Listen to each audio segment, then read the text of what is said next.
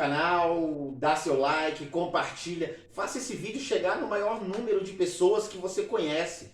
Porque quantas pessoas você talvez conheça que estejam necessitando de uma ajuda dessa? Então compartilha, cara. Ah, tu não tem problema na tua família, mas alguém que tu conhece tem. Compartilha, manda nas tuas redes sociais aí e tamo junto.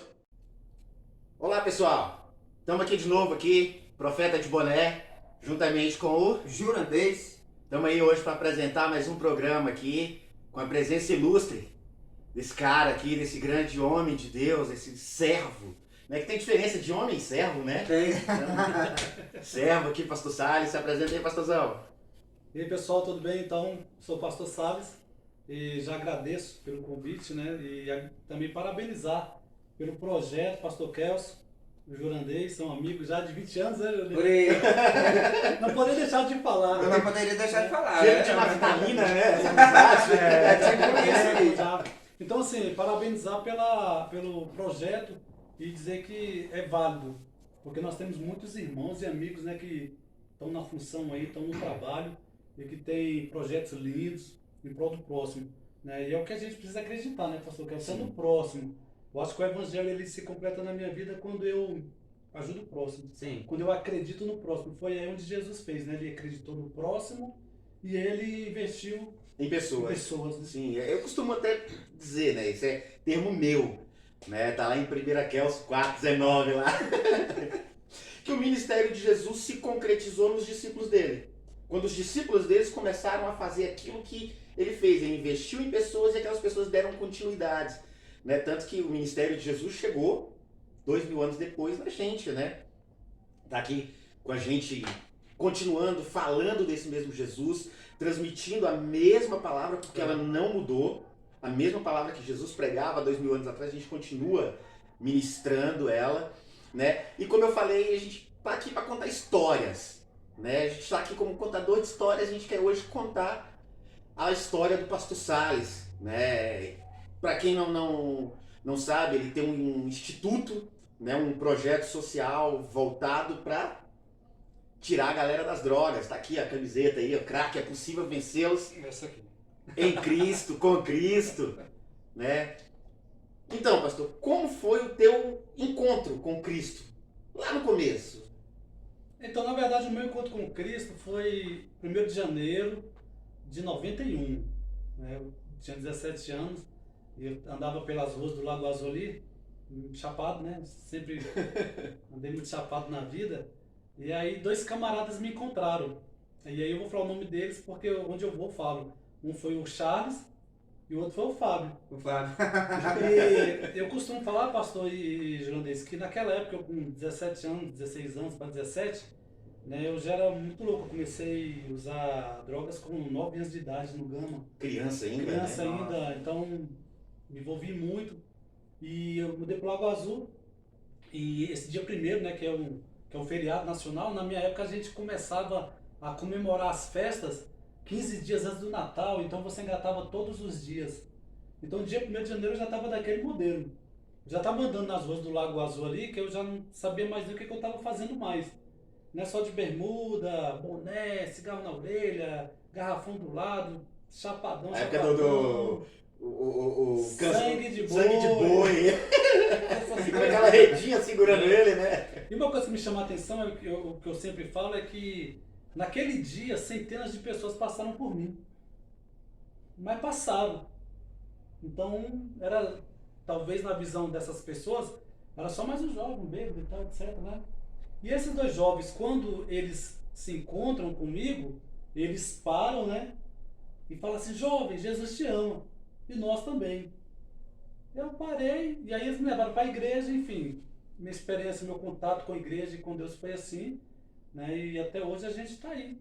Eles foram seus bons samaritanos, Bons samaritanos, cara, bons samaritanos. ali. Né? Onde vários passaram, mas só eles pararam. Só eles viram que ali existia uma vida. Verdade. É aquela visão, né, uma visão espiritual não natural, né? Sim. Muitas vezes a gente vai muito pelo que a gente vê das pessoas, né? Pela Verdade. aparência, Sim. né, pastor Kelso? Aí a gente não consegue enxergar que ali existe um Filho de Deus, né?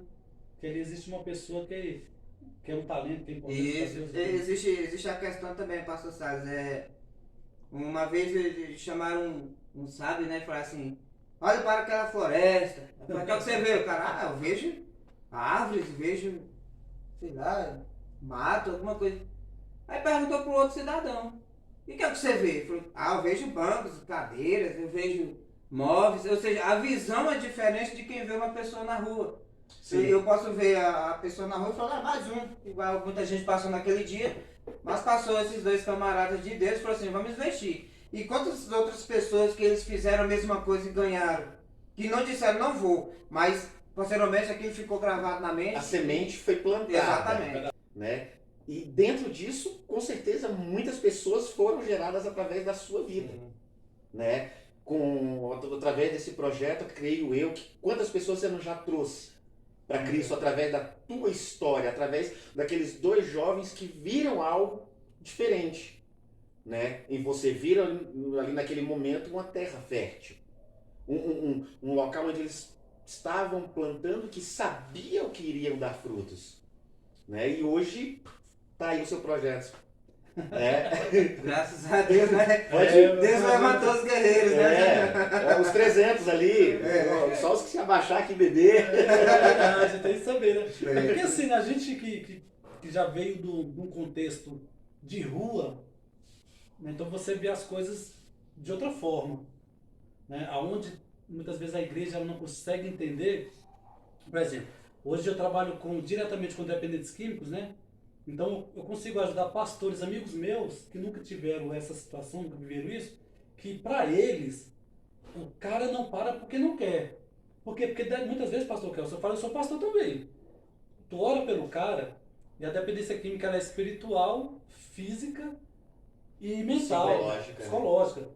Né? Não é só uma questão de demônio, vou expulsar o demônio do vício. Beleza, mas tem que haver um tratamento. Sim. Existe o doente químico e existe aquele que bebe uma de vez em quando, fuma um baseado de vez em quando, mas ele acaba se tornando. E existe aquele que precisa de um tratamento mais específico. Sim. Assim, eu tive, né, a alegria porque eu também por 16 anos eu fui usuário, né?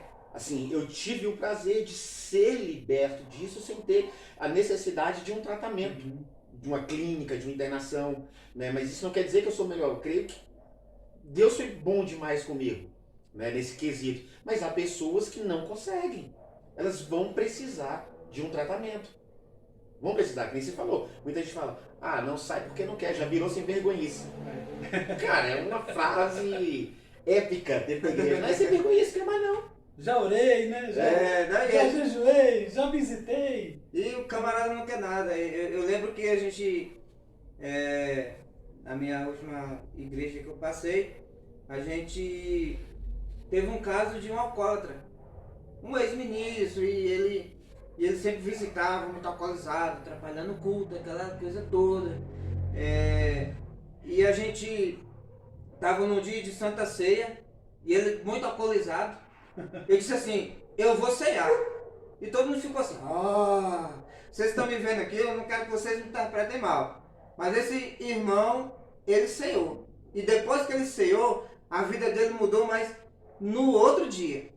Hoje o irmão anda alinhado com Cristo. Isso foi, eu quero já deixar de antemão aqui, dizer que a Santa Ceia não é um ato condenatório. É dizer que a carne de Cristo, né, abrir um parênteses aqui, é uma carne forte que se aperfeiçoa numa carne fraca que somos nós. Sim. E se o sangue de Cristo é para perdoar pecado e o cristão que está dentro da igreja, aquele que precisa não pode cear, o sangue de Cristo é para quem então? Se é para perdoar pecados. Então ele cantou um hino, a gente deu atenção para ele, hoje ele mudou a vida dele, aquele ato de ceiar. Então todas as vezes que ele ia para a igreja, as pessoas ficavam olhando, eu falei, pastor, a gente tem que dar uma atenção diferente nesse camarada. Ele está querendo, ele chora, ele está alcoolizado, mas ele chora, ele tem uma consciência de que ele precisa de voltar para Cristo, e a vida dele mudou. A gente viu ele todo no terno, todo alinhado, deu testemunho depois, e está um homem de Deus hoje. Então a gente não pode desprezar aquilo que Deus colocou na nossa frente, talvez até para testar a nossa fidelidade com Cristo, né, pastor? Então assim, quando eu fui para a igreja nesse dia primeiro, eles me encontraram, acho que foi de manhã, foi à tarde. eu continuei usando. E o Fábio foi me buscar lá em casa, entendeu? Eu tava assim, eu tava muito doido, mas eu fui pra igreja. Eu te confesso pra vocês aqui que eu cheguei lá, eu achei que era uma outra festa, né? Guitarra, contrabaixo, bateria, cara. Era o show ali da Tinha União. aqueles corinhos lá de fogo, né? E as irmãs dançando e começou a falar umas coisas estranhas lá e eu... Teve uma hora que eu falei, essa irmã que diabo tá acontecendo? E aí, só que teve um detalhe, na hora que o pastor Baltazar, né, que foi um pastorzão pra gente, eu só ouvi ele fazendo um apelo. Quem quer aceitar Jesus, levanta a mão. Eu já tava no embalo. Eu quero estar nessa festa também. Levantei a mão, fui lá na frente lá, né? Me ajoelhei, chorei também. Ainda sob o efeito ainda, chorei e tal. Mas aí no outro dia eu comecei a tomar consciência e ciência disso, né? E também da importância da igreja estar junto, os irmãos indo visitar e tal. E eu comecei a entender. Não é O que só tu ganhar, falou né? é uma coisa séria. O cara tá no efeito e tal, mas alguma coisa vai ficar assim lá no Sim, mundo. mas- Então eu aceitei Jesus assim, pastor. Eu aceitei Jesus como eu costumo falar. Eu aceitei Jesus muito louco mesmo. Eu tava totalmente fora de si. Tem certos momentos que ele tem que ser aproveitado. É aquela coisa, você tá vendo que a pessoa tá querendo, ela tá sentindo vontade de estar ali, por mais que ela ainda não consiga se libertar do álcool, das drogas, mas ela tá querendo. É o momento de investir, a terra tá fértil. Tem investido. É o momento. Porque a partir do momento que ela perder esse desejo, aí já vai ficar mais difícil. Não quer dizer que vai ser impossível, mas já fica mais difícil. Ou seja, a gente, às vezes, em vez de facilitar, a gente pode complicar, né? E em cima disso, pastor, sobre o refã. Tá, vamos lá então. E aí na caminhada, né? Eu fui pastor de igreja também, mas sempre voltado para essa área, né, da rua, dos camaradas da rua, dos amigos. Houve uma época que, quando nós tínhamos a igreja aqui no Lago Azul, a comunidade, os caras começaram a chegar na igreja, e aí eu era o pastor da igreja nessa época.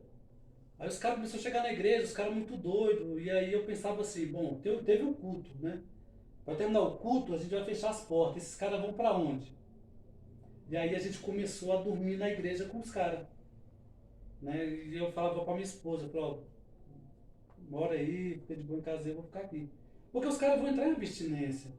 Né? Naquele momento do culto, pastor Kelso, os Tá caras... tudo bonito, né? Mas tu vai fechar a porta da igreja. Uhum. Né? E quantos dias depois ela vai abrir de novo? Justamente. Então nós começamos, daquela época, Jonathan, a gente começou a fazer o quê? Falar para os caras, foi o seguinte, irmão, então vocês vêm para cá, nós vamos dormir na igreja, certo? Aqui, a gente bota um louvor, dobra o joelho no chão, e nessas noites que nós dormimos na igreja, às vezes juntava 10, 15, 20 caras lá na igreja lá, e na noite os caras começavam a entrar em abstinência, vontade de usar, e eu falava, segura a onda, vamos orar, louvor e tal, estamos juntos aqui, deita aí, cobre aí, fecha as portas, ninguém vai sair não. E ficamos. E quando amanheceu o dia, aí a gente tomava café junto lá. Né? Então os caras já estavam aliviados, pastor. Aliviados, e aí eles iam para casa. Mas sempre com esse cuidado. Desse tempo, nós temos camarada igual o pastor Jean, o Anderson, né, que é um microempresário hoje aqui, e vários frutos. Por conta desse acreditar nessas pessoas. E sempre eu falava para os irmãos da igreja, para irmãos da igreja, vocês que não têm problema com isso, orem, né, orem, peçam a Deus para que a gente dê condições para essas pessoas. Porque eu penso que a igreja, ela precisa ser essa base, entendeu? A igreja, ela chega no local, pastor Kelson, e ela faz a diferença geográfica do local, ela muda isso. Sim, sim. O meu último pastor, o Bispo Júnior, ele sempre falou isso. Uma igreja que não muda a história da sua localidade, ela não é uma igreja. Justamente. Ela não é, porque ela tem que mudar a história. Senão, o que ela está fazendo ali? Porque ela tem que ser uma diferença. Né? E aí eu comecei a trabalhar com a questão da dependência química, para chegar no Instituto Social. Eu comecei a falar, eu tive contato e comecei a conhecer os trabalhos de casa de recuperação, né? E aí me apaixonei, me identifiquei muito com isso, né? E aí eu comecei a pensar assim, bom, agora nós temos uma outra válvula de escape para esses caras, porque igual o senhor falou, existe um camarada que num determinado momento ele precisa sair do local que ele está, porque ele perdeu o controle de tudo. Né? Então ele perdeu o controle de tudo, ele já não aguenta, então ele precisa sair, dar um tempo. E aí as casas de recuperações, ela dá essa base para a pessoa. E eu comecei a gostar desse trabalho, e aí eu falei, bom, é isso que eu quero, né? Então, hoje a gente trabalha diretamente com essas pessoas, né? Eu trabalho, assim, eu faço ações sociais nos bairros, com o Instituto, né? Ajudando famílias carentes, levando alguma assistência, tipo cesta básica, material sanitário, igual a gente está vendo essa pandemia, e aí a gente identifica o camarada que tem problema com a dependência. E aí quando você identifica esse camarada que tem a dependência, você conversa com ele, né? Você se identifica, até porque eu me identifico, eu já falo com ele também que eu já fui, que eu já usei e tal, tal, e você Então, ganha. Uma coisa já vai ajudando na Sim, outra, né? justamente, porque você A necessidade linguagem. básica que a pessoa Justamente. tem já te dá um gancho para entrar no dependente. Porque assim, pastor, olha só, uma pessoa que nunca usou, ela não sabe os sintomas e a dor que um dependente sente. Eu tô falando do doente Sim, químico sim, mesmo, sim. aquele que não consegue, né? Que não consegue ver Consegue sem. ver sem. E ele usa sempre, né? Rotineiramente. Ele não consegue. Ele troca a comida pela droga, ele troca até a casa pela droga, enfim, ele Já não consegue mais ter aquele momento de não lucidez, né? tem, não tem. E aí você consegue conversar com essa pessoa, Júnior, entendendo a dor que ele tem, porque você também já teve isso, né? Você sabe disso. E aí você conquista a confiança dessa pessoa e você leva a esperança para ele. E aí o nosso foco mesmo é isso. Há quase 10 anos a gente trabalha com isso. E eu digo para vocês, eu não me arrependo um dia, nem um minuto de fazer esse trabalho. Consegue viver sem? Eu preguei, sabe que eu preguei esse domingo na igreja lá, né? E aí eu usei uma frase, assim, o sal fora do saleiro. Mateus 5,13, né? Uhum. Cara, aí eu falei, meu Deus, o sal fora do saleiro, cara. Eu falei, mas é isso mesmo que a gente é. Né? É importante estar dentro do saleiro, mas o sal, a funcionalidade dele É fora. quando ele está fora. Né? Então, assim, hoje, se eu parar de fazer isso, eu acho que eu morro. Né? É tipo aquela pessoa que trabalhou a vida inteira, e o dia que ela aposenta, ela morre, porque ela já não consegue ter uma vida além daquilo ali. A gente consegue perceber o seguinte, não é só gerar filhos e largar por aí. Porque falar de Cristo, a gente vai falar. Mas e o pós? A paternidade, né? Exatamente. A identificação, paternidade. quem vai instruir aquela pessoa que foi falado lá de Cristo, foi falado a respeito, ó, a gente tá tirando você daqui, você tá querendo, eu querer. Mas não é simplesmente falar de Cristo, a pessoa quer e depois você larga a pessoa de lado. Não. Aí vai morrer sozinho, então tem que ter um acompanhamento, um trabalho Tem que espetacular. investir, né? Tem que investir. Isso. Né? Você tem que acreditar, sabe, pastor Deus? Acreditar Sim, mesmo. E não é fácil, né, E velho? tem que entender também, né? Isso. Sim, porque hoje a dependência química ela é uma doença. É uma doença. Ela é uma doença, ela tem tratamento, ela tem cura, né? Mas é um tratamento demorado, né? Pode É um ser a longo tratamento prazo, de longo né? prazo, há pessoas que pode ser de curto prazo, mas há pessoas que pode ser uma vida inteira de tratamento, né? Vida inteira, porque é que nem eu conheci um pastor uma vez que ele falou, eu sou pastor há 15 anos, mas há 45 eu sou alcoólatra. Eu falei, como assim, pastor? Mas você ainda bebe ainda? Ele falou, não. Eu sou pastor há 20 anos, tem 25 anos que eu não bebo, mas o dia que eu der um gole numa cerveja, tudo que eu fiz no passado eu volto a fazer. Essa é a doença. Essa é a doença. Na verdade, o que eles falam sobre a doença, sobre a adicção? É que ela é uma doença progressiva, ela é incurável, progressiva e fatal. Né? Quando ele fala que ele é alcoólatra há 45 anos, é porque, como ele falou, se ele tomar a doença ela volta. Na verdade, ela tá dentro. Ela está controlada. Controlada. Né? Mas a palavra que liberta O que me mantém liberto é a palavra. Conhecereis a verdade, E é verdade. que é Jesus, e ele te liberta, né? Isso é uma verdade absoluta. Se o Filho me libertar, eu sou verdadeiramente livre. É isso que é o meu pilar principal. E aí vem aquela continuidade. Agora você pega também tua cruz e vem atrás de mim. Ah, isso aí que eu tô no senhor. Mas então, às vezes as pessoas não compreendem quando eu falo assim, gente, eu ainda sou um dependente químico. Ah, mas tu não é pastor, tu é um dependente químico. É o que ele falou. Não é que ele está usando, não é que ele continua usando. É porque ele sabe justamente o que é essa doença. Sim. Né? Então, assim, o que mantém ele é livre. Jesus Cristo ele nos libertou. Isso é fato. Mas é como um outro vício. Se você não souber controlar ele retorna. Ele retorna. É como assim, digamos, a questão da própria pornografia, né? Infelizmente, Também é um Se- vício, ó, né? Tem comida, por exemplo, se você não tem gente que não controla, come até... Como até se esbaldar. Não, e a gente vê um vício hoje que é muito comum dentro da igreja. Dentro da igreja. Eu falo porque eu canso de ver. Uma vez eu estava conversando, falei, cara, tu só mudou um vício pelo outro, que é a Coca-Cola.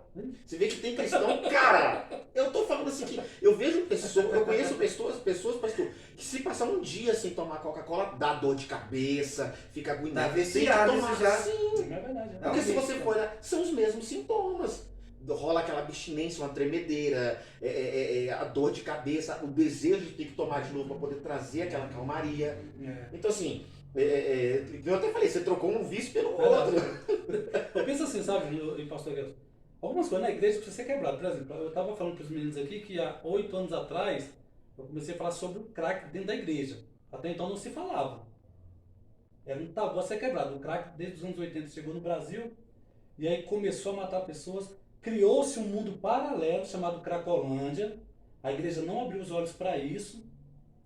E aí, ao ponto de chamar os seres humanos de zumbis do crack. Não sei se vocês recordam isso. Sim. As reportagens nos jornais, Sim. os zumbis do crack, né? Porque os caras dia e noite, e é isso mesmo. Quem nunca foi dentro da Cracolândia, eu digo que se você não tiver estômago, não vá, porque você não aguenta. As pessoas vivem ali dia e noite só em função dessa droga.